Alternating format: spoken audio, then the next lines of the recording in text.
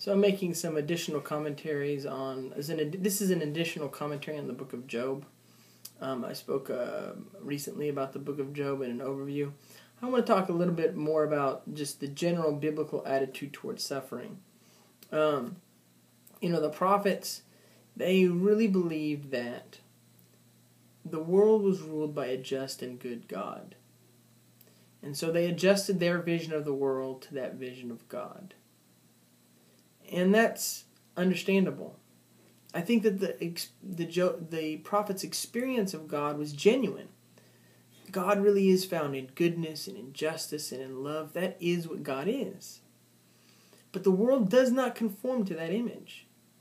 And that's what we get from Job. Job is really a complaint about the oversimplistic prophetic view of the world. Job insists that the world doesn't make sense, that the world doesn't conform to some obvious moral order. And I think Job was right about that. Now Job goes on to then conform his vision of God to that vision of the world. Just as the prophets conformed their vision of the world to God, Job conforms his vision of God to the world. He knows with absolute conviction that the world doesn't make sense. When God comes in the whirlwind in the book of Job, he's like, okay, what are you going to sell me on? How does suffering make sense? Is it that we all get what we deserve? Well, that's obviously not true. Good people get hurt and bad people get wonderful things. That's the way the world really works, the social world. Is it that you learn something from suffering, that you grow as a person? Is that what we're going to say, how we're going to explain suffering? Well, what about the suffering animals? What does a possum that gets hit by a car and then drags itself for 3 days as it slowly melts from the inside out? What does it learn from its suffering? Suffering doesn't always teach you something. The world itself, the natural world, doesn't exhibit a moral order. It's ridiculous to imagine that it does, and to look for some explanation or justification for suffering. Suffering exists beyond justification. The world doesn't make sense. This is the central conviction of Job. Like the prophets, Job was also convicted that God exists. He knew that God existed. He transformed his vision of God to fit with his vision of the world. The prophets transformed the world to fit with the vision of God, which was absolutely good. I think the challenge is to somehow find a way to bring together the vision of God as pure and living goodness, as love alive, as love incarnate, that's what God is. We have to hold on to that view, the view of God as mercy and justice and love, and the view of the world as unjust, unmerciful, and unloving. We have to somehow fit both of these pictures together. And that's why the proposition that God is suffering love, that we find God in the cross, makes so much sense to me.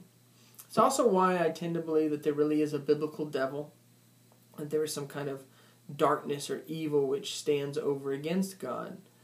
Because then you have some explanation for the disconnect between God and the world. If God is not in all ways all-powerful, then it is no mystery why the world does not conform fully to the character of God. At the same time, if God is all good but not all powerful, we have some sense of we don't then attribute to God the evils of the world. God's existence doesn't become amoral or non-moral, which I think is really leaving God behind. The central insight that the Jews had was that God was not found in sexuality or in fire or in nature or in all these other things where people had looked for God, that God existed solely and completely within the moral experience, that in moral experience we touch the face of God. And I think that that's essentially true. I think that you can't leave that behind. But nor can you leave behind the sense that the world doesn't make sense. So in the end, however you do it, those are the two central convictions of Scripture. Those are the 2 points of view that you have to bring together. I know how I do it. By now you should know how I do it. I commend it to you to at least think about and to come up with your own answer, to find your own place within this conversation which goes on throughout Scripture. Because that's what Scripture is, a collection of conversations. Conversations between man and between man and God. It comes to us to try to fit it into some overarching worldview. A good God, an evil world. How do we make sense of it?